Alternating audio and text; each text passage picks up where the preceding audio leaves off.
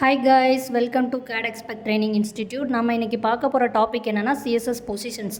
So அதுக்காக position.html சொல்லி நான் ஒரு ஃபைல் க்ரியேட் பண்ணிக்கிறேன். ஸோ ஃபைல் க்ரியேட் பண்ணிவிட்டு HTML ஸ்ட்ரக்சரும் க்ரியேட் பண்ணிக்கிறேன். டைட்டிலில் பொசிஷன்ஸுங்கிறத கொடுத்துக்கிறேன்.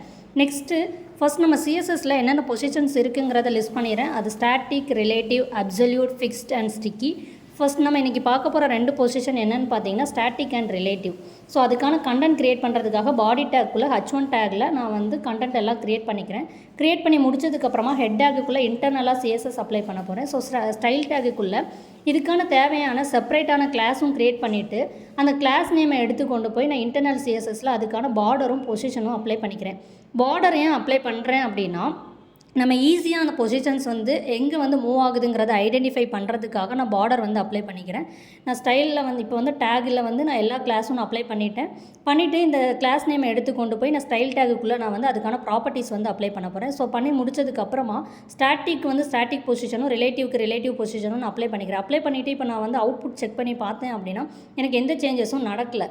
ஸோ ஸ்டாட்டிக்ங்கிறது ஒரு டிஃபால்ட் பொசிஷன்ஸ். ஸோ ரிலேட்டிவில் வந்து நம்ம எக்ஸ்ட்ரா 4 ப்ராப்பர்ட்டிஸ் ஆட் பண்ண முடியும். அது top, left, bottom, right. So அதுக்கான ப்ராப்பர்ட்டிஸ் நான் அப்ளை பண்ணி முடிச்சதுக்கப்புறமா செக் பண்ணி பார்த்தா அந்த ரிலேட்டிவ் பொசிஷனில் இருக்கிற அந்த கண்டென்ட்டு கொஞ்சம் எனக்கு லெஃப்ட்லையும் டாப்லையும் மூவ் ஆகிருக்கு.